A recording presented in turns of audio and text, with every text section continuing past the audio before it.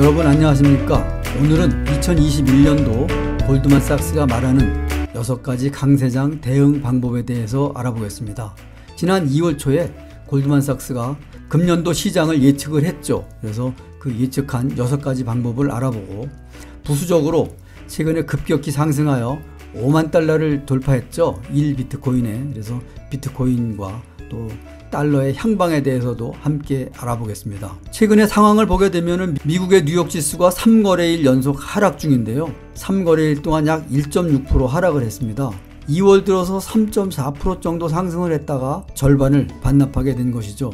그러다 보니까 이런 조정이 오게 되면은 겁내하는 투자자들이 많고 또 이것이 기폭제가 되어서 작년 3월처럼 큰 폭의 하락이 오는 게 아닌가 하는 생각도 갖게 되는데요.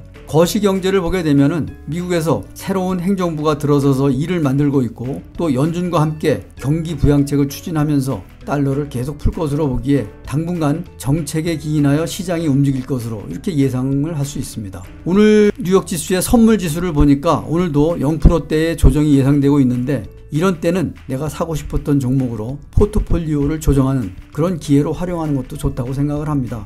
어쨌든 최근의 상황은 변화가 많은 시기가 맞는 것 같고 이번 골드만삭스의 발표 자료에서 어느 것에 중점을 두고 있는지 함께 보도록 하겠습니다.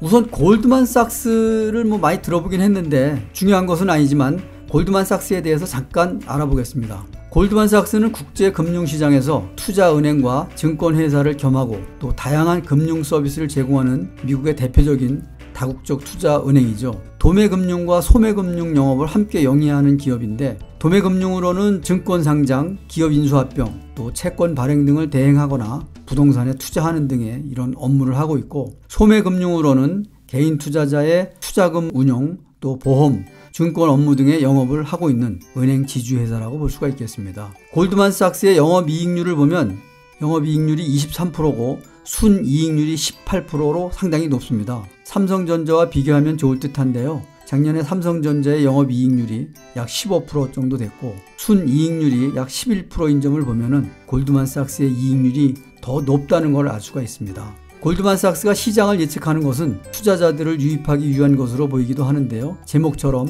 6가지 강세장 대응법이라는 내용에 대해서 그 6가지를 중심으로 얘기를 해보고자 합니다. 이렇게 우리가 이런 것에 관심을 갖는 것은 거시경제 방향을 정립하는 데 도움이 되기 때문입니다. 국제금융기업이 금년도 시장을 어떻게 보고 있는지 알아보는 것은 거시경제와 미시경제를 예측해서 투자자들이 투자하는데 방향을 예측하고 또 도움이 될 것으로 이렇게 생각을 합니다. 골드만삭스는 금년의 시장을 황소장의 초입 단계라고 이렇게 예측을 했죠. 그리고 앞으로도 상승세가 지속될 것이라고 분석을 했습니다.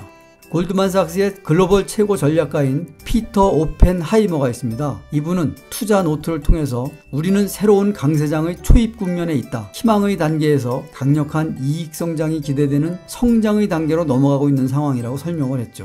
전례 없는 재정 통화 지원책이 향후 몇 달간은 강세장을 유지하는 원동력이 될 것이라고 덧붙이면서 코로나 백신의 영향으로 경기 회복기를 맞아 평균 이상의 수익을 낼 수 있는 6개 분야를 제시를 했습니다. 그럼 첫 번째 것을 보겠습니다. 첫 번째는 채권보다는 주식 투자를 해라인데요. 높은 수익률을 원하는 투자자들은 채권이 아닌 주식에 투자해야 한다고 조언을 했죠. 제로금리 수준의 금리가 성장과 회복에 대한 신호로 바닥을 찍고 반등할 때 주식 투자자들이 보상을 받을 것이라는 이유였습니다. 오펜하워는 매우 낮은 수준의 채권 수익률이 올라가는 것은 증시에도 긍정적일 것이라고 말하며 경제 성장에 대한 긍정적인 신호가 반영된 것이기 때문이라고 설명을 했습니다. 두 번째를 보겠습니다. 성장주보다는 가치주에 투자하라인데요. 지금 성장주가 상당히 많이 올랐죠. 작년 올. 근데 골드만삭스에서는 가치주에 투자를 하라. 그래서 이제 배당주, 가치주가 이제 빚을 볼 것이다. 이렇게 예측을 하고 있죠. 그래서 강력한 경제 성장과 인플레이션 기대치가 높아지는 것은 경기 민감주와 가치주를 위한 환경이 조성됐다는 것을 의미한다고 설명을 했습니다. 오펜하이머는 인플레이션 기대치가 의미 있는 상승을 하게 되면 경기 민감주와 가치주로의 주도권 전환이 본격화할 것이라고 말했습니다. 높은 인플레이션 전망은 실질 금리를 밀어올려서 성장주 밸류에이션에 부담이 된다고 말했습니다. 참고로 작년에는 기술주 중심의 나스닥 지수가 약 43% 올랐는데요. S&P 500 지수는 약 16% 정도 상승을 했죠. 그래서 나스닥이 2배 이상 상승을 했는데 나스닥에는 성장주들이 많죠.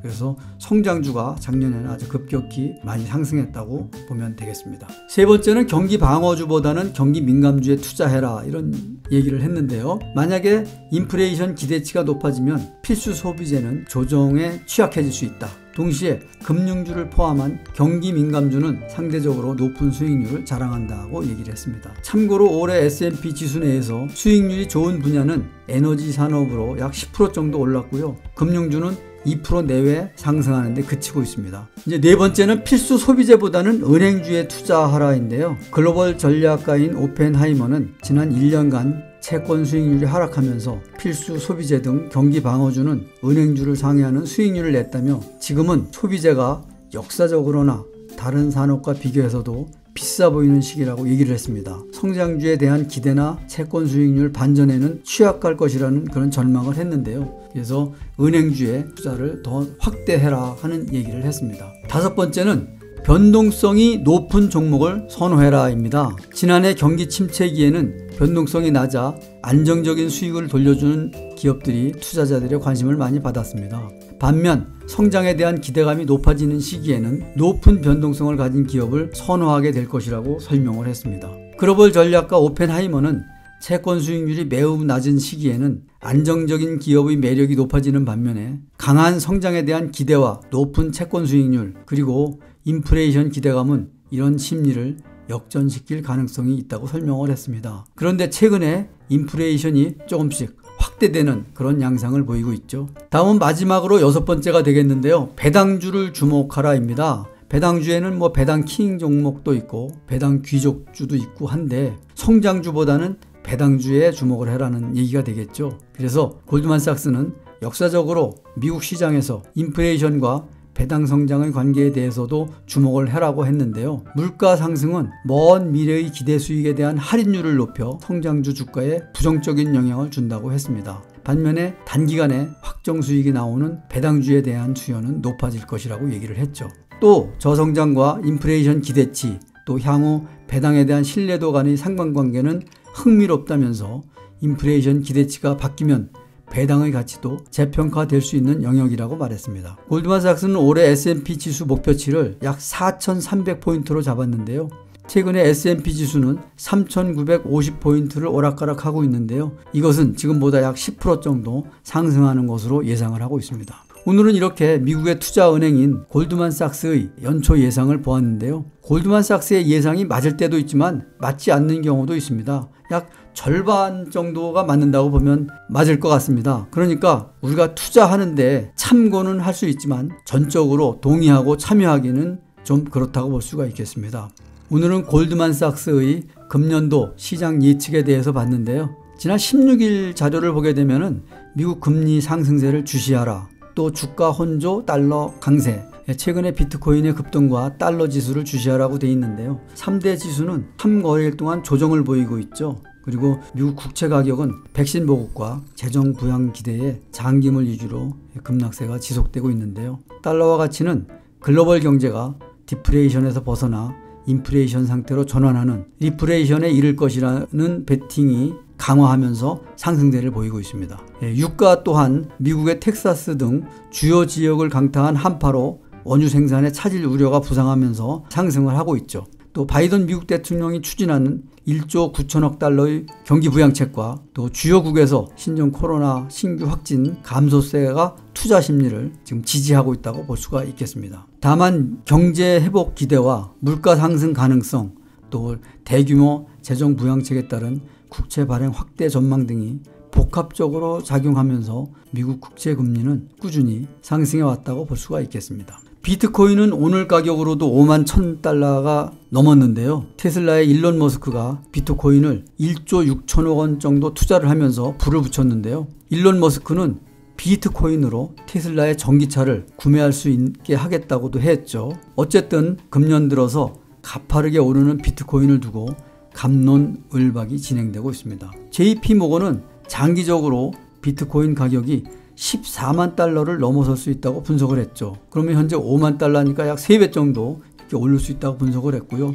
블룸버그 통신도 기관 투자자들의 시장 진입으로 10만 달러 돌파가 가능할 것으로 이렇게 내다보고 있습니다. 이처럼 비트코인 가격이 고공행진을 이어가는 모습을 두고 일각에서는 미국의 달러 패권이 쇠락한다는 신호라는 그런 분석도 제기를 하고 있는데요. 경제학자들도 암호화폐에 대한 경고론을 꾸준히 제기하고 있습니다. 암호화폐는 실질적인 가치가 증명되지 않았고 투기성 투자의 성격이 짙다는 그런 자료를 내놓았습니다. 그리고 미국의 그 뉴욕대 교수인 루비니 교수가 있죠. 대표적인 닥터둠인데요. 루비니 교수는 월스트리트 저널에 많은 사람들이 터무니없는 가격에 암호화폐를 사고 있다면서 돈을 날리고 회복하지 못할 것이라고 경고를 했죠. 비트코인 투자 열풍을 17세기에 그 네덜란드에서 벌어졌던 튤립 열풍에 비유를 해서 디지털 튤립이라고 이렇게 부르기도 했습니다. 지금은 이처럼 금융시장의 혼란기라고 봐도 무방할 것입니다. 다만 우리는 변화에 발빠른 대응을 하는 것이 중요하다고 보는데 이처럼 거시경제에 관심을 가져야 하는 이유가 아닐까 이런 생각을 합니다. 오늘은 골드만삭스의 6가지 예상 자료와 또 연합 인포맥스의 자료를 토대로 해서 시장 상황을 함께 분석해 봤습니다. 여기서 마치겠습니다. 감사합니다.